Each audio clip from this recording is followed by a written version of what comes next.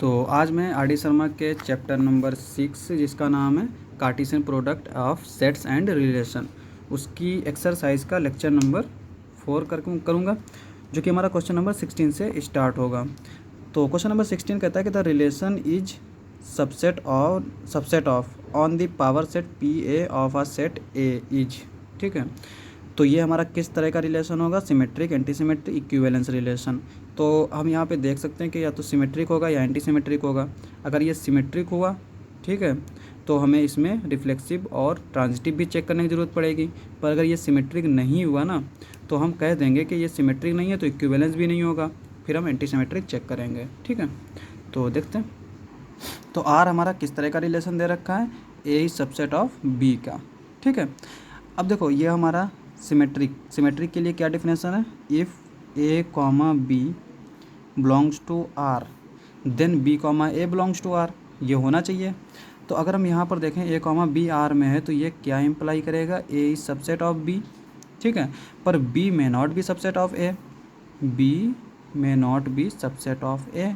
तो इसका मतलब बी जो है बी ए आर में ज़रूरी नहीं कि हो। अब देखो, जैसे 1 2 जो है वो हमारा सबसेट है 1 2 3 का, पर यहाँ पे ये इसका सबसेट नहीं हो सकता है ना, तो ये हमारा सिमेट्रिक नहीं होगा, नॉट सिमेट्रिक। जब सिमेट्रिक नहीं होगा तो इक्विवेलेंस नहीं होगा। इक्विवेलेंस के लिए क्या है कि रिफ्लेक्सिव भी होना चाहिए, सिमेट्रिक भी होना चाहिए, ट्रांजिटिव भी होना चाहिए। तो ये सिमेट्रिक नहीं है, तो ये इक्विवेलेंस भी नहीं है। अब हम बात करते हैं एंटी सिमेट्रिक की। एंटी सिमेट्रिक में क्या कहता है कि if A comma B belongs to R and B comma A belongs to R, अगर ये दोनों R में हैं तो ये क्या इम्प्लाई करेगा? A is equals to B। अब हम देखें यहाँ पे A अगर कॉमा B R में है, तो इसका मतलब क्या हुआ? A is subset of B, और B कॉमा A R में है and B subset of A। ठीक है, तो हम जानते हैं कि अगर ए सबसेट है बी का और बी सबसेट है ए का, तो ये क्या इम्प्लाई करता है? A is equals to B. This implies that R is an anti symmetric. तो ये हमारा एंटी सिमेट्रिक हो जाएगा। तो इसका ऑप्शन नंबर बी जो है वो करेक्ट हो जाएगा। अब हम बात करते हैं क्वेश्चन नंबर 17 की। तो क्वेश्चन नंबर 17 कहता है कि लेट पी हमारा किस तरह का रिलेशन दे रखा है? एक्स कॉमा वाई, जहाँ पर एक्स और वाई में क्या रिलेशन है? X square plus y square is equals to 1, यानी ये एक सर्किल है। ठीक है, और पूछ रहा है हमसे ये रिलेशन किस तरह का होगा? रिफ्लेक्सिव होगा, सिमेट्रिक होगा, ट्रांजिटिव होगा या फिर एंटी सिमेट्रिक होगा। तो देख लेते हैं चारों चेक करके। तो पहले हम क्या चेक करते हैं? रिफ्लेक्सिव के लिए क्या है कि for any x belongs to R, क्योंकि ये आर पे है ना, एक्स वाई हमारे कहाँ से आए हैं? आर से आए हैं। ये सबसेट किसका है? आर क्रॉस आर का। ठीक है, तो for any x belongs to R, x comma x belongs to P, तब हम कहेंगे कि ये रिफ्लेक्सिव है। तो अब हम देखो, अगर एक्स कॉमा एक्स आर में है, अगर एक्स कॉमा एक्स पी में है, ठीक है, तो इसका मतलब क्या हुआ? X square plus x square is equals to 1। This implies that 2x square is equals to 1. This implies that x square is equals to 1 by 2. This implies that x is equals to plus minus 1 by root 2. अब हम देख सकते हैं कि ये हमारा reflexive कब होगा? जब ये 2 पॉइंट हों सिर्फ, प्लस माइनस 1 बाई रूट 2। लेकिन ये हमारा डेफिनेशन क्या कहती है कि हर एक के लिए होना चाहिए। तो अगर हम x को 2 ले लेता हूँ, ठीक है, r में तो होगा, रियल नंबर है, तो 2 square plus 2 square is equals to क्या आ जाएगा? 4 प्लस 4 इज इक्वल्स टू 8, जो कि हमारा 1 के इक्वल नहीं है।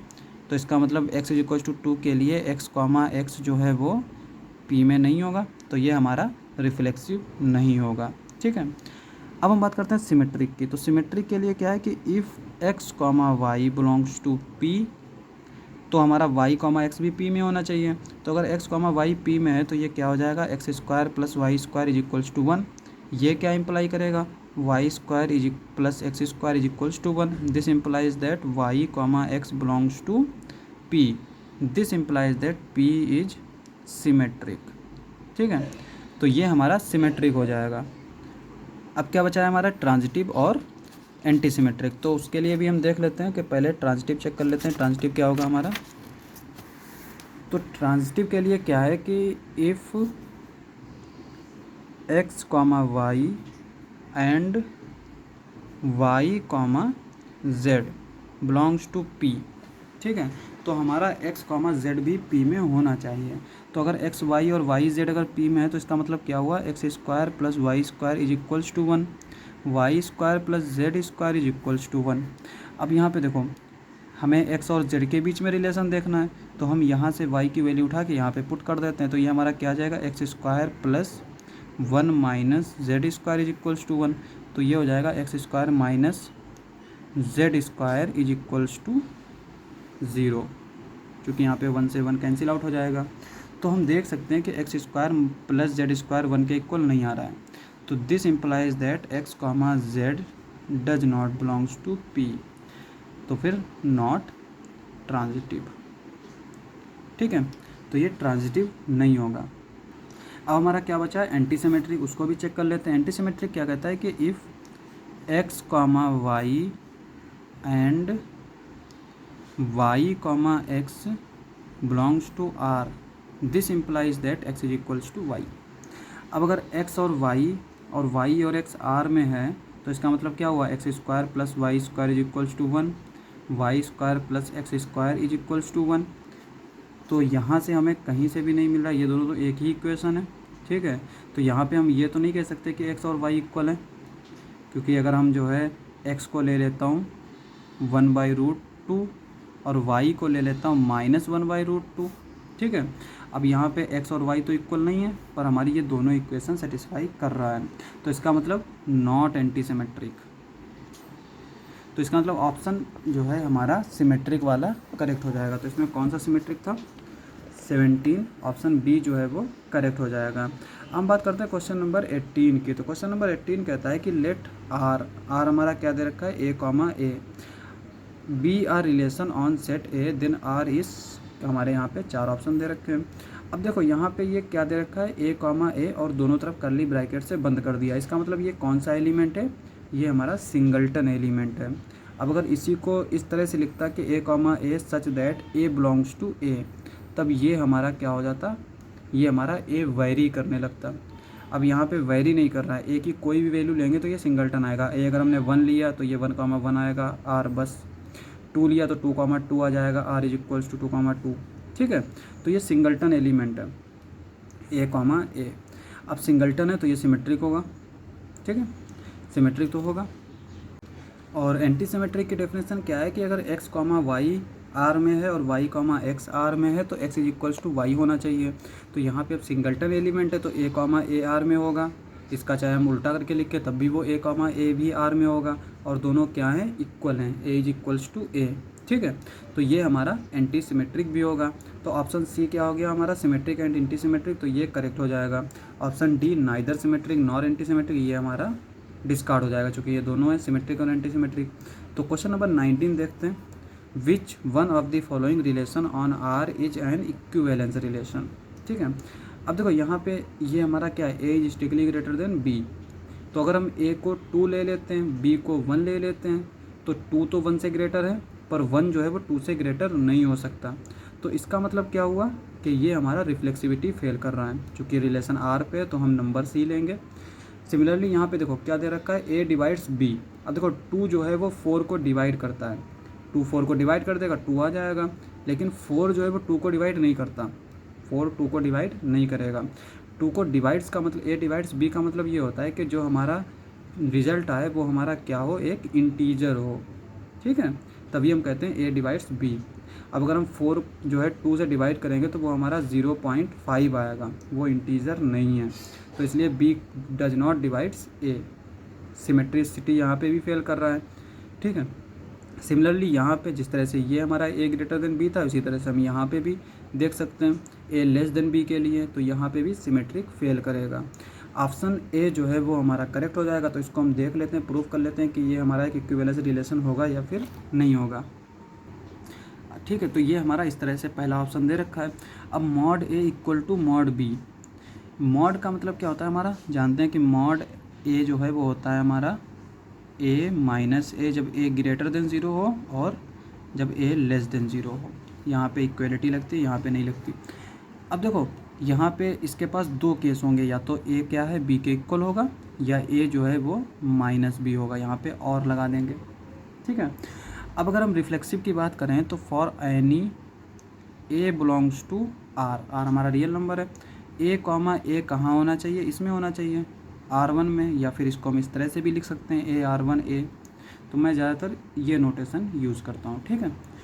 तो यहाँ पे ए कॉमा ए R1 में होगा, चूँकि ए अगर R के इक्वल है तो ए जो है वो R में बिलोंग करता है, तो ए के इक्वल होगा, और ए के इक्वल होगा तो ए कॉमा ए जो है वो R1 में हो जाएगा, चूँकि यहाँ पे इक्वलिटी रिलेशन भी है, ठीक है।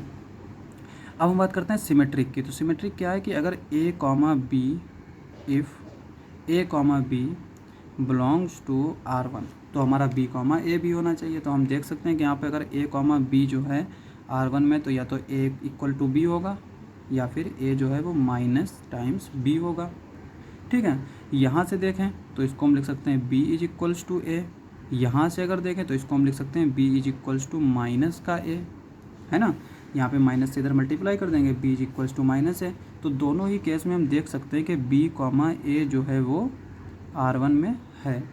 तो R1 क्या हो गया हमारा, सिमेट्रिक हो गया। अब हम बात करते हैं ट्रांजिटिव की। तो ट्रांजिटिव की जब हम बात करते हैं तो क्या होता है कि if A comma B and B comma C R1 में है, तो हमारा ए और सी भी R1 में होना चाहिए। तो अगर यहाँ पे ए और बी जो है वो बी और सी R1 में है, तो इसका मतलब A is equals to B, और यहाँ पे B is equals to C, और A is equals to minus B, और B is equals to minus का सी। तो यहाँ पे अगर इक्वलिटी लेंगे तब तो ये हमारा हो जाएगा ए इज इक्वल्स टू सी, ठीक है। और अगर हम निगेटिव वाला ले रहे हैं तो यहाँ पे क्या है, ए इज इक्वल्स टू और A is equals to minus B है। अगर माइनस लगा देते हैं, बी की जगह पर हम क्या रखें माइनस सी, तो ये माइनस माइनस कैंसिल आउट हो जाएगा, तो ये सी बचेगा, तब भी ये हमारा इक्वलिटी होल्ड कर रहा है, तो ए इज इक्वल्स टू सी आ जाएगा। तो दोनों ही केस में हम देख सकते हैं कि A is equals to C आ रहा है, तो इसका मतलब A comma C belongs to R1, ठीक है। R1 में हमारा क्या है, mod A is equals to mod B, और अगर ए और बी दोनों पॉजिटिव हो ना तब हमारे इक्वल हो जाते हैं। तो इस तरह से हम देख सकते हैं कि ये हमारा एक ट्रांजिटिव रिलेशन भी हो गया। तो ये हम इसको कहेंगे कि ये एक हमारा इक्विवेलेंस रिलेशन है। तो इसका ऑप्शन जो है 19 का ए वाला करेक्ट हो जाएगा। अब हम बात करते हैं क्वेश्चन नंबर 20 की। तो क्वेश्चन नंबर 20 कहता है कि let X be a family of sets and R be a relation on X defined by A is disjoint from B. Disjoint का मतलब क्या होता है कि ए इंटरसेक्शन बी जो है वो फाई के इक्वल हो जाए, ठीक है। तो इसको भी देख लेते हैं। तो क्वेश्चन 20 में हमारा रिलेशन इस तरह से दे रखा है। अब देखो रिफ्लेक्सिव तो ये नहीं होगा, क्यों नहीं होगा, क्योंकि रिफ्लेक्सिव के लिए क्या है कि for any A belongs to, हम इसको मान लेते हैं फैमिली ऑफ सेट्स को इस नोटेशन से, ठीक है। तो अगर हम ए इंटरसेक्शन ए लेना तो ये हमारा ए आ जाएगा, और ये हमारा फाई के इक्वल, ज़रूरी नहीं है कि फाई के इक्वल हो, ठीक है। तो इस तरह से हम कह सकते हैं कि A comma A does not belongs to R, तो फिर नॉट रिफ्लेक्सिव, ठीक है। अब हम बात करते हैं सिमेट्रिक की। तो ये पहला तो हमारा रिफ्लेक्सिव नहीं हुआ। सिमेट्रिक के लिए क्या है कि अगर हमारा if A comma B belongs to R, this implies that A intersection B is equals to phi, this implies that B intersection A is equals to phi, this implies that B comma A belongs to R। तो ये हमारा symmetric हो जाएगा, ठीक है। अब हम बात करते हैं ट्रांजिटिव की। तो अगर A इंटरसेक्शन B जो है वो फाई के इक्वल है, B इंटरसेक्शन C जो है वो फाई के इक्वल है। यहाँ पे ट्रांजिटिव के लिए किस तरह से हम लेते हैं, if A comma B and B comma C belongs to R, R हमारा कोई भी रिलेशन है। तो ए इंटरसेक्शन बी हमारा फाई होना चाहिए, बी इंटरसेक्शन सी फाई होना चाहिए। तो इसका मतलब हमें क्या प्रूफ करना है कि ए इंटरसेक्शन सी भी हमारा फाई होना चाहिए, तब हम कहेंगे ये ट्रांजिटिव है। अब देखो अगर ए मैं ले लेता हूँ 1 2, बी ले लेता हूँ 3 4, सी ले लेता हूँ 1 2 5, तो ए इंटरसेक्शन बी हमारा डिसजॉइंट होगा, फाई आएगा, क्योंकि यहाँ पे कोई भी एलिमेंट कॉमन नहीं है। बी इंटरसेक्शन सी, ये भी हमारा फाई आएगा, कोई भी एलिमेंट कॉमन नहीं है। पर अगर हम ए इंटरसेक्शन सी लेंगे ना तो ये हमारा 1 2 आ जाएगा, जो कि हमारा फाई के इक्वल नहीं है। तो ए कॉमा सी जो है वो ज़रूरी नहीं कि आर में हो। तो इसका मतलब क्या हुआ, ये हमारा ट्रांजिटिव भी फेल कर गया। तो अब क्या बचा हमारा एंटीसिमेट्रिक। एंटीसिमेट्रिक क्या होता है कि if A comma B and B comma A belongs to R, तो हमारे ए और बी क्या होने चाहिए, इक्वल होने चाहिए। तो यहाँ पे देखो A intersection B is equals to five and B intersection A is equals to five. अब अगर हम एग्जांपल यही वाला ले लें तो यहाँ पे देख सकते हो कि ए और बी क्या हैं, इक्वल नहीं है। अब चाहे ए इंटरसेक्शन बी लो चाहे बी इंटरसेक्शन ए लो, तो दोनों हमारे क्या आएंगे, फाइव ही आएंगे, पर A may not be equal to B. तो इसका मतलब एंटी सिमेट्रिक भी नहीं है। तो ये हमारा क्या होगा, सिर्फ और सिर्फ सिमेट्रिक होगा। तो हम ऑप्शन जो है इसका बी वाला देख सकते हैं, सिमेट्रिक होगा। तो आज के लिए बस इतना ही। अगर आपको हमारा वीडियो अच्छा लगे तो हमारे चैनल को सब्सक्राइब करें। मिलते हैं अगली वीडियो में।